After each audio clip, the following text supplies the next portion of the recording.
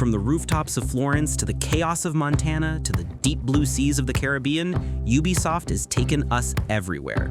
For decades, they've built worlds that shaped who we are as gamers, sometimes breathtaking, sometimes frustrating, but always unforgettable. They've given us legends like Ezio and Sam Fisher, villains who defined insanity itself, and moments that felt like pure magic. But let's be honest, Ubisoft's legacy is complicated. For every masterpiece, there's a messy launch or a formula that just wouldn't quit. Still, when they get it right, no one does it better.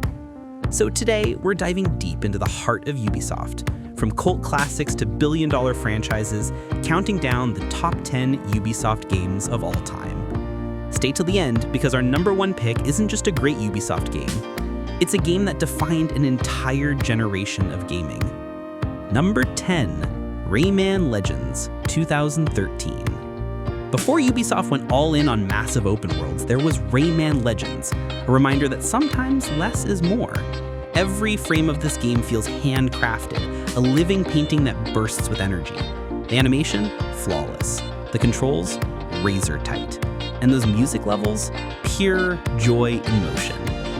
In an age where everything needed loot boxes and level grinds, Rayman Legends stood out as a celebration of creativity. Fun for the sake of fun. No microtransactions, no map icons flooding your screen, just good old-fashioned gameplay polished to perfection.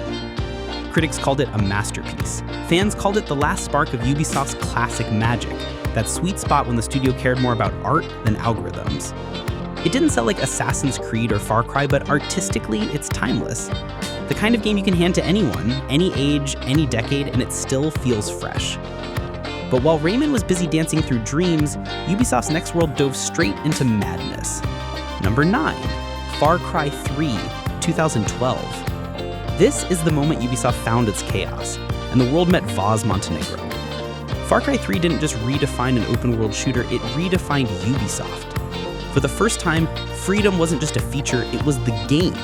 Every outpost you captured, every fire you accidentally started, every shark that bit your leg off, it all felt alive, unpredictable, and a little bit insane. And then there was Vaz, a villain so good he became the franchise. His definition of insanity speech didn't just live rent-free in our heads, it built him into one of gaming's most iconic antagonists. Underneath all that chaos, Far Cry 3 quietly established the Ubisoft formula we'd see for the next decade. Big maps, collectibles, crafting, and a little too much freedom for our own good.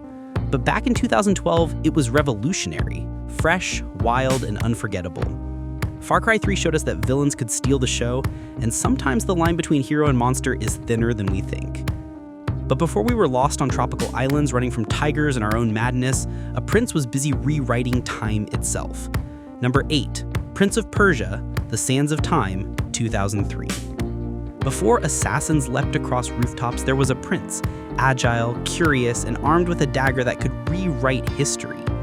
Prince of Persia: The Sands of Time wasn't just a game, it was poetry in motion. Every wall run, every vault, every rewind felt like choreography. At a time when platformers were fading, Ubisoft brought cinematic storytelling and graceful parkour to the spotlight. The time rewind mechanic was revolutionary, a safety net that doubled as storytelling magic. It made mistakes part of the experience, not punishment, something no other game had truly done before. And beyond the beautiful art and fluid movement, there was heart, a bittersweet story of pride, redemption, and fate that still holds up 2 decades later. What most players didn't know, Sands of Time quietly laid the foundation for Ubisoft's next era. Its DNA, the parkour, the design philosophy, even the hidden blades of inspiration would one day evolve into Assassin's Creed. It remains one of Ubisoft's purest adventures, elegant, emotional, and eternal.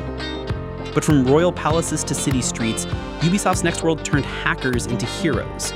Number 7, Watch Dogs 2, 2016. When Watch Dogs stopped brooding, it started vibing. After the gray gloom of the first game, Watch Dogs 2 burst onto the scene like a glitch in the Matrix. Colorful, witty, and unapologetically weird. Set in San Francisco, teeming with memes, drones, and satire, it finally embraced the chaos of modern tech culture instead of running from it. Marcus Holloway wasn't just a protagonist, he was the series' redemption arc. Smart, funny, and full of heart, he gave the Dead Set crew something the first game never had: soul. The game's open world felt alive, buzzing with humor and personality, from selfie-taking NPCs to hacking entire city grids in seconds. Critics called it one of Ubisoft's rare second-chance success stories, proof that reinvention can be just as powerful as innovation. It wasn't perfect, but it showed that Ubisoft could laugh at itself, and that's when the magic happened. And speaking of reinvention, Ubisoft once rebuilt its flagship series from the ground up. Number 6, Assassin's Creed Origins, 2017. The rebirth of a legend when Ubisoft remembered what made the Creed special. After years of yearly releases and franchise fatigue, Assassin's Creed Origins arrived like a desert storm, bold, beautiful, and refreshingly new. This wasn't just another stealth game, it was an RPG rebirth, a massive leap that traded rooftops for sand dunes and hidden blades for a world brimming with life. Bayek of Seymour wasn't your typical assassin, he was a father, a protector, and a symbol of what the Creed once stood for. His story gave the franchise something it hadn't had in years: heart. Ancient Egypt wasn't just a backdrop, it was a living, breathing civilization. Every temple, every marketplace, every stretch of desert told its own story. And beneath all that beauty was a message: Ubisoft could still surprise us. It could still evolve. Origins marked the moment Assassin's Creed broke free from its own formula, transforming from a stealth series into a full-blown odyssey. But before Rebirth came mastery, forged in shadows, deception, and steel. Number 5. Tom Clancy, Splinter Cell Chaos Theory, 2005. When stealth wasn't just gameplay, it was performance art. Splinter Cell Chaos Theory was Ubisoft at its technical peak. A game so ahead of its time that even now, stealth titles still borrow its tricks. Dynamic lighting, advanced AI, and sound detection that made every footstep feel dangerous. Sam Fisher wasn't a loud hero. He didn't need explosions or bravado, just shadows, patience, and that iconic green glow cutting through the dark. His calm professionalism, dry wit, and unmatched precision turned him into one of gaming's most respected icons. Critics called it a masterpiece of design, an evolution of everything stealth could be, and for many, it remains Ubisoft's finest technical achievement of the 2000s. But the real tragedy is fans are still waiting for a proper sequel, a silence louder than any explosion Ubisoft's made since. And when the studio finally stepped out of the shadows, it wasn't another covert mission, it was open seas, untamed waters, and freedom redefined. Number 4, Assassin's Creed 4, Black Flag, 2013. When parkour met piracy, Ubisoft set sail into legend. Assassin's Creed 4 Black Flag wasn't just another sequel, it was freedom bottled into pixels. It took the precision of Assassin's Creed and unleashed it across the Caribbean, letting players trade hidden blades for broadsides and sea shanties.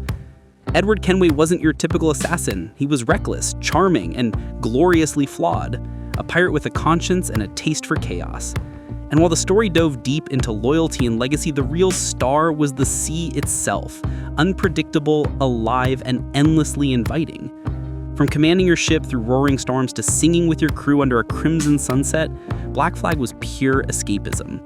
Fans still call it the most fun Ubisoft game ever made, that rare balance of freedom, discovery, and adventure that few have replicated since.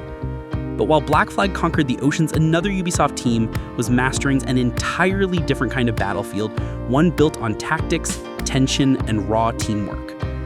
Number 3, Rainbow Six Siege, 2015. No campaign, no story, just tactics, tension, and teamwork perfected. When Rainbow Six Siege launched, it wasn't exactly smooth sailing. Sparse content, server issues, and skepticism surrounded it, but what came next was one of the greatest comebacks in modern gaming. Through constant updates, new operators, and razor-sharp competitive balance, Ubisoft turned a rocky release into a tactical masterclass. Every breach, every drone sweep, every perfectly timed wall charge became a test of patience, precision, and trust. It wasn't about reflexes, it was about communication, about 5 people thinking as one. And as the seasons rolled on, Siege evolved from an underdog into one of the biggest esports shooters on the planet. More than just a game, it became Ubisoft's live service blueprint, proof that when the studio listens to its community, it can thrive. But long before Siege took over the stage, Ubisoft created a story too emotional, too powerful, and too unforgettable to ever fade away. Number 2, Beyond Good and Evil, 2003. The cult classic that defined heart over hype. Before Ubisoft was known for sprawling maps and endless checklists, it created something different. Beyond Good and Evil, a game that didn't shout for attention but quietly earned it. You played as Jade, a photojournalist, not a warrior, uncovering corruption and conspiracy in a world that felt alive with hope and heartbreak. Her story was about truth, courage, and compassion, a rare kind of emotional storytelling that still hits harder than most Triple H blockbusters today. Visually stunning for its time, backed by one of gaming's most beautiful soundtracks, it was an ambitious fusion of genres: action, stealth, puzzles, and soul. Critics adored it. Players who found it never forgot it. But commercially, it barely made a ripple. Over time, it became something bigger, a symbol of Ubisoft's lost artistry, the version of the company fans wish would return. Bold, creative, and unafraid to be heartfelt. And then came The One, the game that captured everything Ubisoft ever stood for: innovation, emotion, and pure legacy. Number 1, Assassin's Creed 2 2009, the game that made Ubisoft a legend and Ezio a household name. When Assassin's Creed 2 released, it wasn't just a sequel, it was a revelation. It took the rough potential of the first game and transformed it into something extraordinary, a perfect blend of story, style, and soul. Renaissance Italy wasn't just a setting, it was art. From Florence's rooftops to Venice's canals, every detail felt alive. Every note of Jesper Kyde's score carried emotion. And at the center of it all was Ezio Auditore da Firenze, charismatic, flawed, and human. We watched him grow from a reckless youth into a master assassin, and in doing so, Ubisoft reached its creative peak. Assassin's Creed 2 wasn't just successful, it became a cultural touchstone. Critics praised it, fans adored it, and even years later, developers across the industry still point to it as the gold standard for sequels. It defined a generation of open-world design, and more importantly, it reminded players what it feels like to care about a world, a story, and a hero. Ubisoft's legacy is a roller coaster, bursts of brilliance, moments of frustration, and flashes of pure magic. They've stumbled, reinvented, and surprised us time and again. But when they get it right, they don't just make games, they make memories. And Assassin's Creed 2, that's the moment we all remembered why we fell in love with gaming in the first place.